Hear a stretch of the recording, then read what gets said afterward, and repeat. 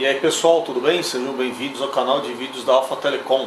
Com vocês hoje um linear Ameritron AL811H. Esse aqui utiliza 4 válvulas 811. O problema, 2 válvulas acabaram apresentando falhas. Uma delas rachou, a outra está centelhando. Vou mostrar para vocês aqui o problema. Eis o linear, muito bem conservado, bem cuidado, mas essas válvulas aqui não aguentaram. Uma delas rachou, a gente pode observar essa daqui, o getter esbranquiçou. Esse daqui é o sinal mais evidente de que tem oxigênio dentro da válvula. Essa outra válvula aqui, ela está centelhando depois de um tempo ligado. Então a gente vai fazer a substituição dessas 4 válvulas. Originalmente essas válvulas são chinesas, tá? Eu não sou muito fã, como já comentei em alguns vídeos passados. A gente encontra dessas válvulas aqui chinesas para vender no eBay até R$300 o par casado. Tem lugares que vocês compram por R$300, perdão, o par não, o quarteto casado. Falei bobagem. Tem locais no eBay lá na China que vocês compram 4 válvulas dessas daqui, casadinhas, por no máximo R$300. Só que não dá para esperar muita coisa, né? Então, a gente sabe que a vida útil não é lá muito grande. Eu consegui para o cliente aqui, para o amigo, um quarteto de 811 da RCA, válvulas novas, um quartetinho casadinho, bonitão, de válvulas americanas, primeira linha. Olha que coisa linda. Quero ver se vocês conseguem observar. 811 da RCA, base marrom. Agora esse linear vai ver o que é válvula decente. A gente vai fazer a substituição, colocar as danadas aqui e fazer ele voltar à vida. Removi dos tubos antigos. Teve uma delas aqui que a placa até entortou por superaquecimento. Olha o que aconteceu na placa. Sinistro. Isso aqui é alta temperatura. Todas delas têm marcas de aquecimento. Todas essas 811 aqui que estavam no linear. Só de pegar a válvula, até pelo peso, a gente já nota uma diferença para essas outras aqui. As antigas, as New Old Stock 811 americanas. Essa aqui é a diferença, USA.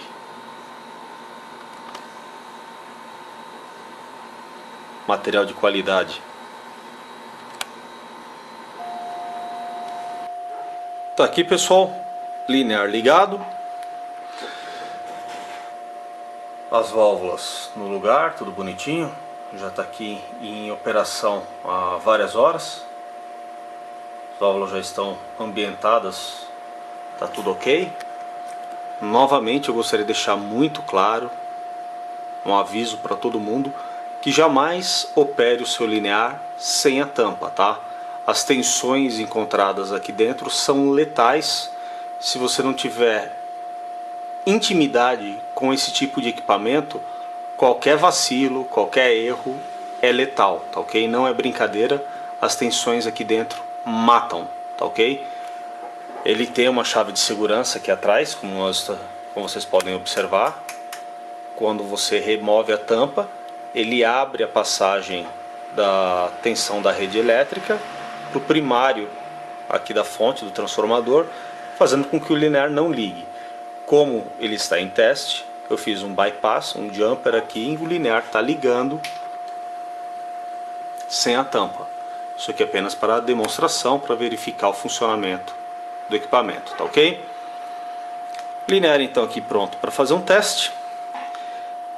Uma coisa que eu já notei logo depois que coloquei as válvulas novas, tá tudo ok, é que a tensão de placa ela tá um pouco mais baixa do que deveria. Pelo manual do usuário, deveria indicar em torno de 1700 volts de placa. Eu tenho aqui praticamente 1500 no medidor. Quando eu comuto linear, coloco em operação, cai mais uns 150, 170 volts.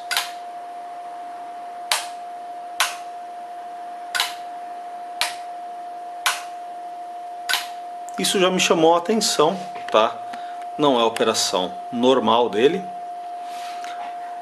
Aí fazendo um teste, eu estou usando como excitador aqui um Kenwood TS570, estou em 14 MHz, potência de transmissão 60 watts.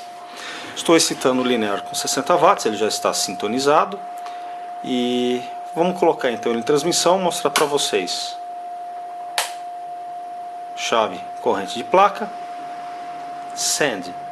Tenho em torno de 400 mA, 380 a 400 mA de corrente de placa, 170 de corrente de grade e o linear me entregando somente 350 watts, tá? O sensor aqui é para 2500, escala é a superior, então no risquinho maior seriam 250, 300, 350, 340 watts é que ele está me entregando. Deveria ter muito mais do que isso. Já verifiquei a parte de entrada de alimentação, tá tudo ok, as válvulas estão ok, são novas, mas por que será que a tensão de placa está baixa? E vocês podem ver que a recuperação é lenta. Eu vou colocar aqui de novo em transmissão. Quando eu ativo aqui o transmissor, cai para 1200 volts de placa. Você pode observar aqui 1200 volts de placa. Eu deveria ter 1700. São 500 volts a menos. Ou seja, tem algo de errado, fora o problema que vocês já tinham visto nas válvulas, que era visível. Tem algo de errado na fonte de alimentação. Já que a tensão de entrada está ok, está tudo certinho, o transformador entrega a tensão correta, tem alguma falha na parte do dobrador, tem algo de errado na fonte de alimentação. Por isso, mais uma vez, é o que eu digo para vocês. É difícil, às vezes, você mesmo fazer a pergunta para um técnico: quanto custa para trocar as 4 válvulas? Mas é só isso? Que nem aqui, foram substituídas as válvulas. Agora com o linear em teste, fazendo os testes, a gente nota que não tem só isso. O linear não está entregando praticamente nada. Tem um problema na fonte, que é visível pelo próprio instrumento do equipamento. Então a gente vai agora verificar a fonte de alimentação. Pode ser algum desses diodos com problema, pode ser algum dos capacitores também com problema. Então, vamos lá, a gente vai descobrir aonde que está essa falha. Desmontei a fonte do AL811H, medi todos os diodos, estão todos ok, não tem nenhum em curto, em fuga ou aberto, estão todos ok. Os resistores de bleeder também, tudo em ordem, não encontrei falha nenhuma na parte aqui dos diodos, dos semicondutores. Saquei, removi os capacitores do dobrador, estão eles aqui. São 4 capacitores de 270 microfarads por 450 volts da Cornell do Billier, é americano, capacitor de excelente marca, são muito bons. E agora a gente vai fazer um teste, verificar como eles estão, se tem curto, se estão abertos ou ok. Para isso eu vou usar a função capacímetro do Fluke 867. aqui as pontas. Antes de qualquer teste desse tipo, certifique-se de que o capacitor está descarregado para não danificar o teu multímetro. Vamos lá. Basta encostar aqui as pontas no terminal do capacitor e teremos uma leitura do valor deles aqui em torno de 295 microfarads. Tá ok. 270, 290, tá ok. Então primeiro aqui tá bom. Vamos para o segundo. Ponta positiva no terminal positivo, negativo no negativo. Tá aqui. Em torno de 280 microfarads. 270, 280. Tá dentro da especificação. Tá ok. Mais um passou no teste. Colocamos aqui de lado. Pegar o penúltimo. Fazer o mesmo teste. Positivo no positivo, negativo no negativo.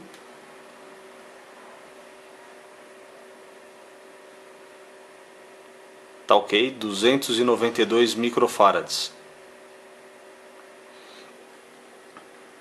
Então, mais um indicando mais ou menos dentro da tolerância. Vamos verificar o último capacitor. Tem alguma coisa errada. Vocês estão vendo aqui? 0.0270 microfarads. Ou seja, esse capacitor está praticamente aberto. Encontramos o culpado. Temos aqui um capacitor aberto. Ele não está em curto. Ele está com uma capacitância muito, mas muito abaixo do nominal. Ele é que está ocasionando todo esse problema. Vou mostrar outra maneira, caso você não tenha um capacímetro. Uma maneira é em casa, com até um multímetro, usando seu velho multímetro analógico, de como fazer um teste para ver se eles estão em curto, fuga ou aberto. Vou mostrar para vocês aqui, pelo menos dá para quebrar o galho e você matar a charada caso você tenha algum capacitor de algum linear ou fonte que você desconfie que esteja com problema. Está aqui, já tudo pronto para o teste. Os 4 capacitores. O seu multímetro analógico na escala de 100R é o suficiente. Que teremos a indicação aqui na escala. Vai ser em torno de 200K. No caso do meu Sanva 360. Fazer o teste do primeiro capacitor. Colocar a ponta positiva no positivo, negativo no negativo do capacitor. Tivemos um pulso e ele vem com a agulha de novo para o início em torno de 200K. Tá ok o capacitor, esse capacitor é tido como bom.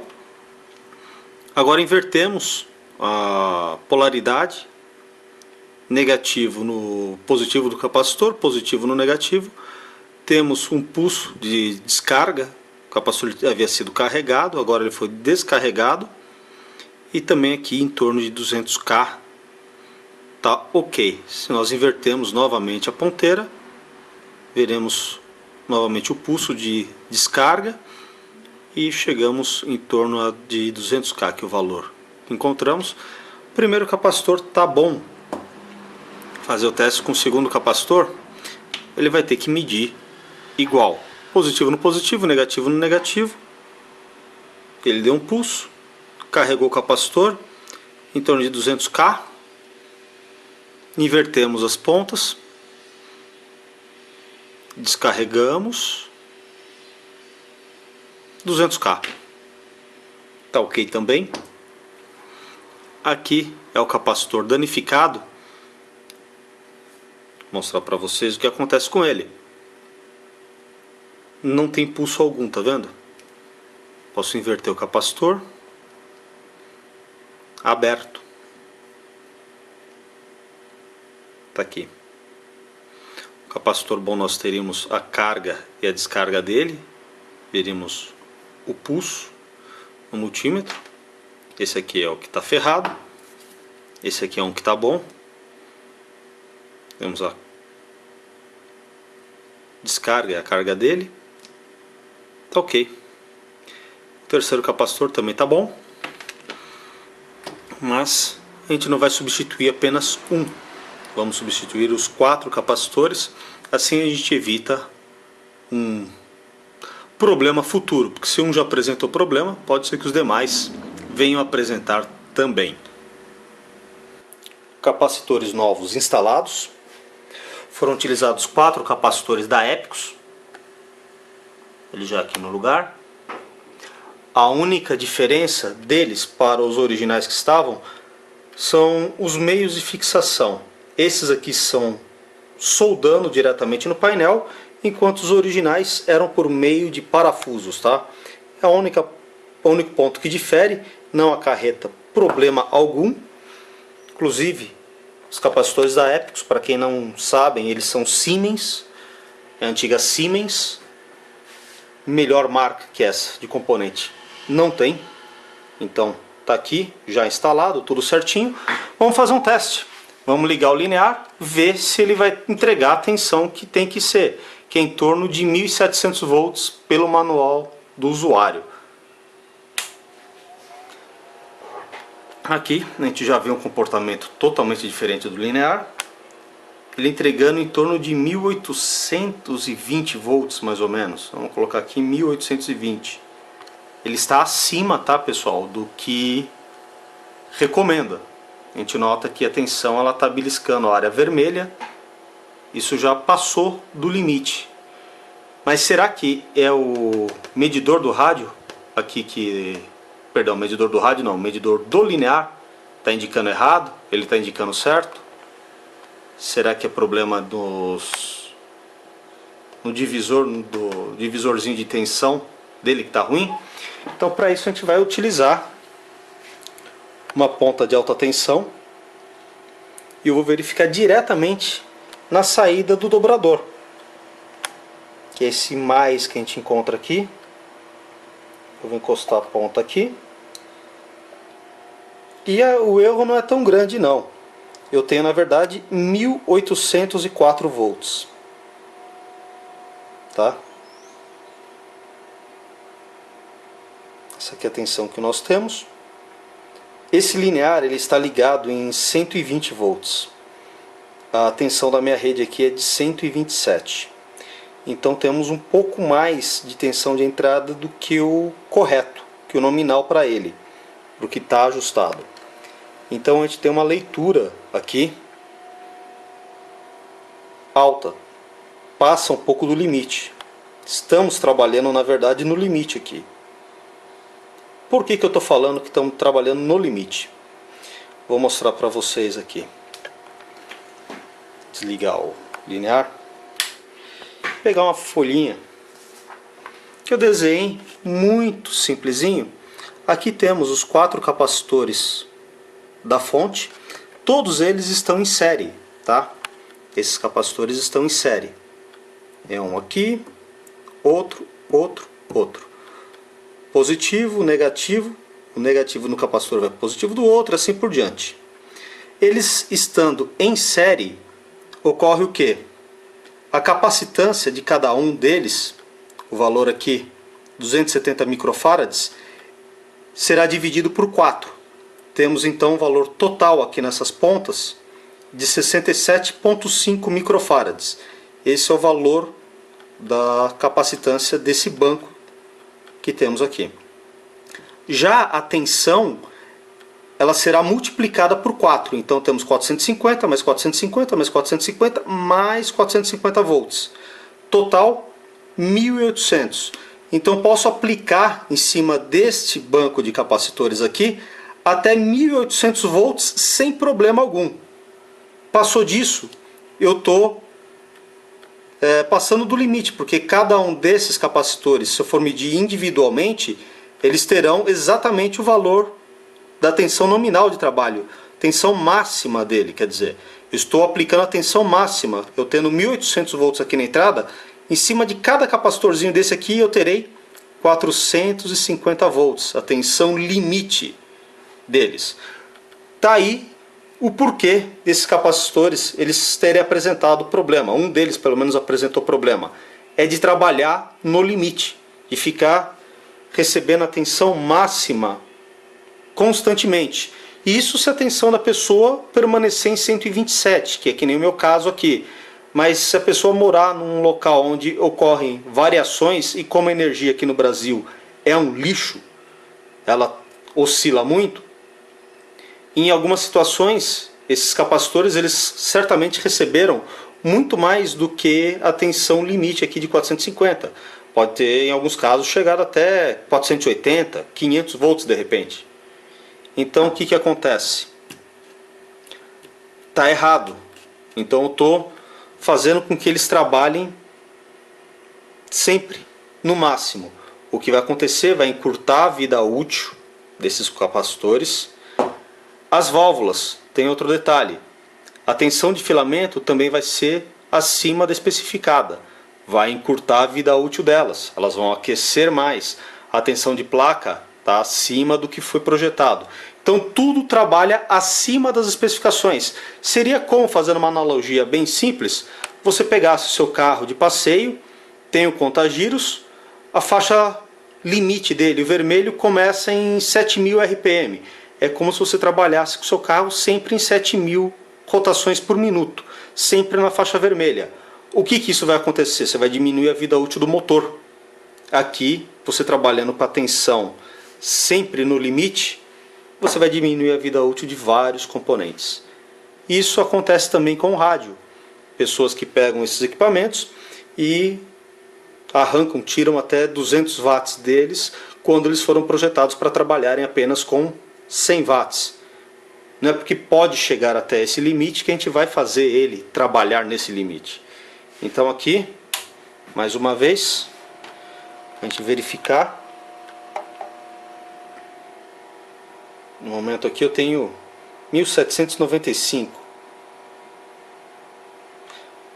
O dono também, o que acontece? Ele pediu para que a gente trocasse a alimentação, mudasse de 127, de 120 na verdade, né, que ele está, para 220 volts.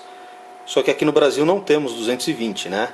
Então a tensão máxima que este linear pode trabalhar, vamos aqui, estou com o manual, 240. Vamos setar ele agora para poder trabalhar com 240 volts, fazendo assim a tensão em cima aqui do dobrador cair para um valor mais razoável e evitando problema futuro de capacitor acabar abrindo ou de repente até explodindo. Fazer a alteração da tensão de alimentação. Aqui é a tampa traseira, o painel traseiro. Tem uma tampinha que a gente remove e tem acesso aos jumpers que selecionam os taps do primário do transformador. Aqui está configurado para 120 volts, 1 com A, 2 com B, C com D, E com F. Para 240 volts, que é o que a gente vai ajustar, mudam algumas ligações. A com 1 permanece igual, B com 2 também está ok. Não existe conexão entre o C e o D, e a gente muda também aqui, F com E, tira essas duas conexões e interconecta entre D e E, tá ok? Então essas duas aqui, elas permanecem, soltamos esses dois pontos aqui e interconectamos apenas estes dois, o E e o D, tá ok? Vamos lá mostrar como é que vai ficar para 240 volts então. Está aí finalizada a configuração para 240 volts, como eu havia explicado. Muda-se apenas dois jumpers aqui do lado esquerdo, que eram esses dois interconectados, esses dois. Removem-se eles e deixa só a parte central conectada. Vamos ver como é que ele vai se comportar agora então. Será que a tensão de placa vai cair um pouquinho? Vamos dar uma olhada. Vamos fazer um teste, ver como é que fica agora com o linear comutado para 240 volts. Temos indicação aqui de 1780, 1790 volts, mais ou menos assim. A gente nota que o ponteiro está fora da escala vermelha, já um pouco melhor. mas eu quero medir a tensão diretamente aqui no dobrador e caímos para 1730, ou seja, ele está trabalhando com um pouco mais de folga. Não vamos judiar tanto assim dos capacitores. Legal. Eles já não ficam no limite. Tá ainda próximo, mas melhor do que ficar justinho que nem estava anteriormente. Eu quero aproveitar e justamente fazer uma demonstração daquilo que eu comentei, que é a tensão individual em cada capacitor. Eu estou aqui medindo o primeiro deles em relação à massa, e aqui a tensão que eu tenho, 428, vamos arredondar, 430 volts em cima de cada capacitorzinho desses daqui.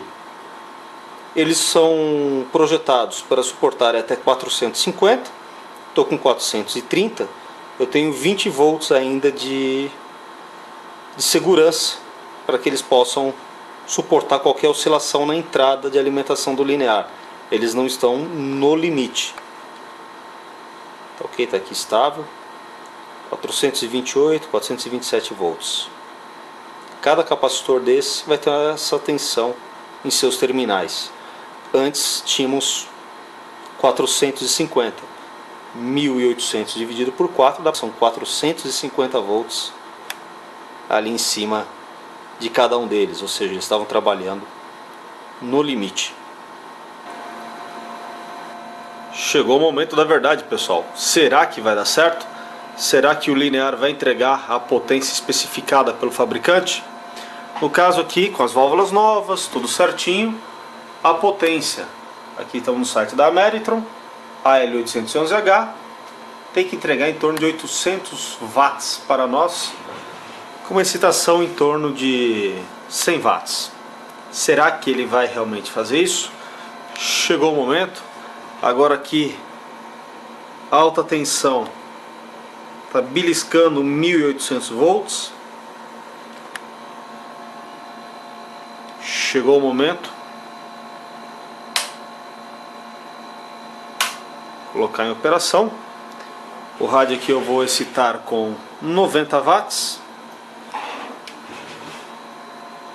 Banda 7 MHz. Vamos ver como é que ele está se comportando. Entregando quase que 825, 830 watts aqui. 750, 850 watts quase. Praticamente 850 watts de potência com 90 de excitação. Não quero judiar muito, não é necessário ficar key-down tanto tempo. Consumo aqui em torno de 650 mA de corrente de placa. Grade não chega a 150. A hora que eu coloco em transmissão full power de 1800 cai para em torno de 1600 watts, perdão, 1600 volts. Está entregando aqui a fonte, ela cai com carga máxima para 1600 volts. E aqui temos 800 watts, que é o que determina a Ameritron. Então tá aí, finalizada a manutenção. Agora ela entregando potência especificada, tá revisada, tudo bonitão. O dono vai gostar. Fazer um comentário aqui para vocês. O dono já mandou o linear com alguns parafusos soltos e com essas buchinhas que são usadas justamente como porcas para esses parafusos. Quem tem linear da Ameritron, acoplador de antena da MFJ, essas marcas americanas, eles costumam utilizar um chassi em alumínio e a rosca não é feita direto na chapa. você tem essa buchinha, por exemplo, eu estou exemplificando aqui na parte de trás dele. Vocês conseguem ver uma bucha, ela é colocada aqui sob pressão, é travada aqui sob pressão, aonde vai o parafuso. Se você sem querer colocar o parafuso torto aqui, você vai acabar travando ele aqui dentro, e para soltar isso vira um caos. Então é muito importante colocar ele da maneira correta, para que não acabe soltando essa buchinha, e aí não tem jeito, que nem no caso aqui, soltou essa bucha, já era. No caso aqui tem dois parafusos, desse ponto aqui do linear e desse ponto aqui. A dica que eu dou quando for remover a tampa, na hora de recolocar, não aperte todos os parafusos. Por exemplo, colocou a tampa, vai colocar já primeiro os de cima aqui, os de trás, e já aperta de uma vez. Daí normalmente às vezes fica fora algum outro furo, e a pessoa vai tentar colocar forçando o parafuso em ângulo. Aí ele entra torto na bucha e já era. Daí a pessoa vai tentar esforçar. O que acontece? Como ele entrou fora de posição, ele esforça a bucha gira junto com o parafuso, aí vira o caos. Porque você não tem normalmente às vezes acesso para o lado de dentro, aí como é que você vai tirar? Então muito cuidado. Coloque primeiro os parafusos, mas sem apertar nenhum. Aí você precisar ajeitar a tampa para que os parafusos entrem na posição correta, fica muito mais fácil. E evita que vocês percam alguns pontos de fixação, como que foi o que o dono acabou acontecendo aqui. Infelizmente não tem o que eu possa fazer quanto a isso. Linearzão fechado, tudo pronto para o teste final. Vamos ver como é que ele ficou. Pregar fogo agora no Ameritron AL811H. Alô, testando, linear Ameritron AL811H. Praticamente 950 a 1 kW de pico. Válvulas novas, americanas. Fonte com os capacitores novos. Agora tudo ok. Alô, alô, alô, Ameritron AL811H. Olá, alô. É isso, pessoal. O que vocês acharam? Creio que ficou bom, né? Agora tá tudo ok, tudo redondinho, ajustadinho, para o nosso amigo poder operar durante muitos anos sem dor nenhuma de cabeça. Agora revisada e zerada. Tá aqui 1 kW, praticamente 1 kW brincando. Olá, alô. Tá ok, pessoal? Muito obrigado por acompanharem aqui o canal de vídeos da Alfa Telecom, o seu canal sobre manutenção e equipamentos de radiocomunicação. Um abração a todo mundo e até o próximo vídeo.